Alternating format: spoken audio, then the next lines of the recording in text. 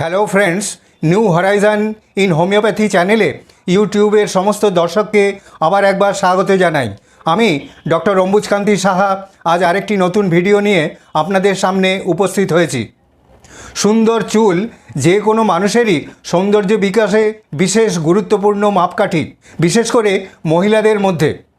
সুন্দর চুল ফ্যাশনের মূল বলেই মনে করা হয়, কিন্তু এই চুল যদি অবাঞ্ছিত হয়, অর্থাৎ শরীরের যে সমস্ত জায়গায় বা অংশে একেবারেই চুল থাকার কথা নয় বা খুব সামান্য হালকা চুল থাকতে পারে, সেই সমস্ত জায়গায় যদি খুব ঘন কালো চুলের আধিক্য দেখা দেয়, বিশেষ করে মহিলাদের মধ্যে, তবে তা যেমন দৃষ্টিকটু তেমনি মহিলাদের কিছু কিছু রোগের খুব গুরুত্বপূর্ণ লক্ষণ বলেই মনে করা হয়।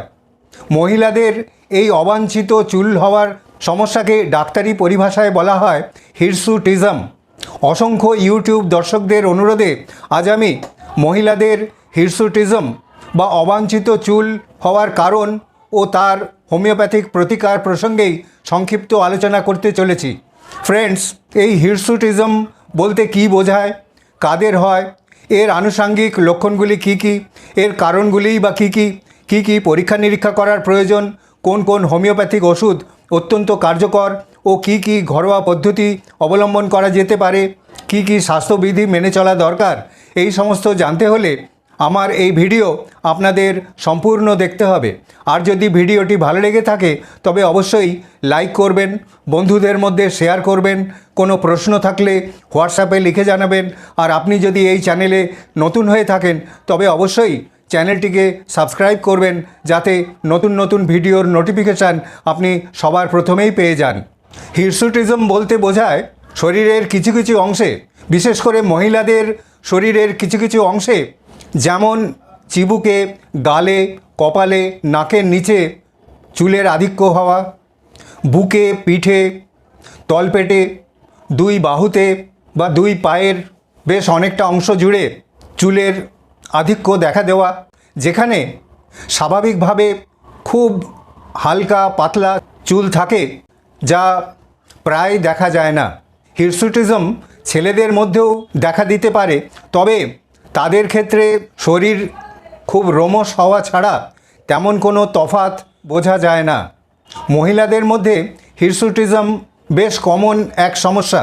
দেখা গেছে প্রায় 40% সন্তান ধারণে সক্ষম মহিলারাই হিরসুটিজমের শিকার।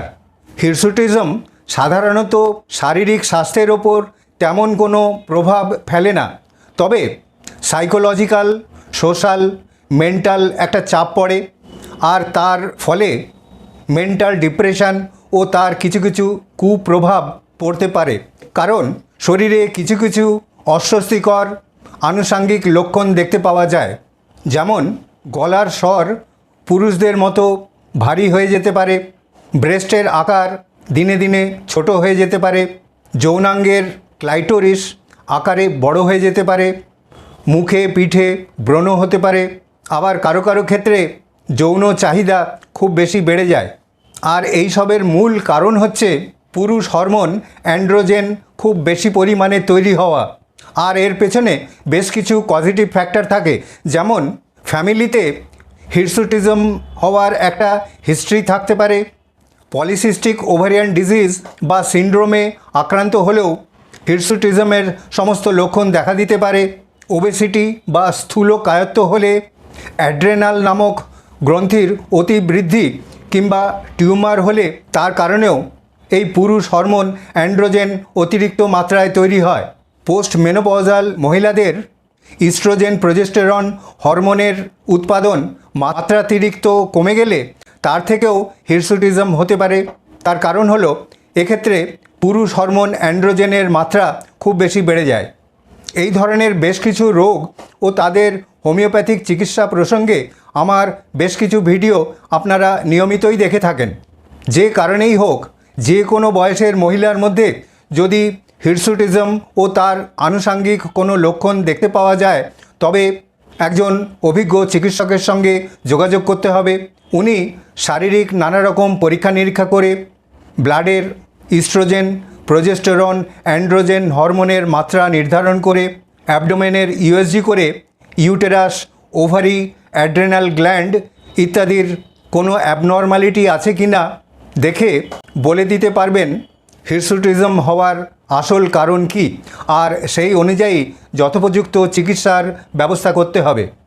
এখন আমি মহিলাদের হিরসুটিজমের জন্য অত্যন্ত কার্যকর কয়েকটি হোমিওপ্যাথিক ওষুধের লক্ষণ ও প্রয়োগবিধি আপনাদের জানিয়ে দিচ্ছি। প্রথমেই যে ওষুধের কথা বলবো সেটি হলো ল্যাকেসিস। পোস্ট মেনোপজাল যে সমস্ত মহিলাদের এই হিরসুটিজম বা অবাঞ্ছিত চুলের গ্রোথ দেখতে পাওয়া যায় তাদের জন্য ল্যাকেসিস খুবই উপকারী। এর সঙ্গে আরও কিছু কিছু লক্ষণ দেখা যায়, যেমন শরীরে খুব হট ফ্ল্যাশিং হয়, খুব গরম লাগে, পেটে কোনো রকম শক্ত বাঁধন দিলেই খুব কষ্ট হয়, সব সময় বুক ধড়ফড় করে। এই সমস্ত লক্ষণে ল্যাকেসিস 30 বা 200 প্রতি মাত্রায় 2-3 ফোঁটা হাফ কাপ জলের সঙ্গে মিশিয়ে সারাদিনে 2 বার খাওয়া যেতে পারে। এরপর যে ওষুধের কথা বলবো সেটি হলো পালসেটিলা নাইগ্রা।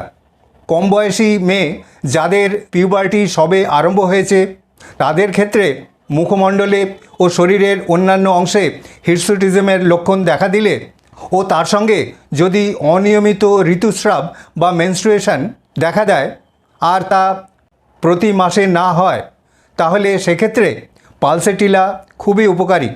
পালসেটিলার রোগী খুবই শীত কাতরে হয় আর জল পিপাসা খুব কম থাকে। এই সমস্ত লক্ষণে পালসেটিলা 30 বা 200 প্রতি মাত্রায় 2-3 ফোঁটা হাফ কাপ জলের সঙ্গে মিশিয়ে সারাদিনে 2 বার খাওয়া যেতে পারে। এরপর যে ওষুধের কথা বলবো সেটি হলো সিপিয়া। মাঝবয়সী মহিলাদের যাদের মধ্যে খুব ইররেগুলার মেনস্ট্রুয়েশন দেখতে পাওয়া যায় তাদের ক্ষেত্রে যদি শরীরের কোনো অংশে হিরসুটিজম বা অতিরিক্ত ও অবাঞ্ছিত চুল দেখা দেয় তাহলে সেক্ষেত্রে সিপিয়া খুবই উপকারী।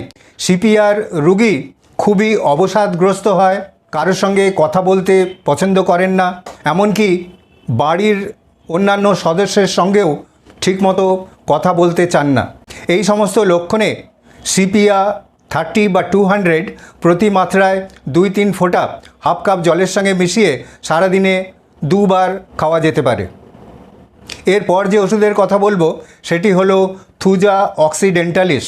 যে সমস্ত মহিলা পিসিওডি বা পিসিওএস অর্থাৎ পলিসিস্টিক ওভারিয়ান ডিজিজে আক্রান্ত ও তার ফলে খুবই অনিয়মিত ঋতুস্রাব হয় এবং যারা খুবই স্থূলকায় আর শরীরের বিভিন্ন জায়গায় আঁচিল দেখা যায়, ব্রণ হতে দেখা যায় আর অবাঞ্ছিত চুল থাকে, তাদের ক্ষেত্রে থুজা খুবই উপকারী।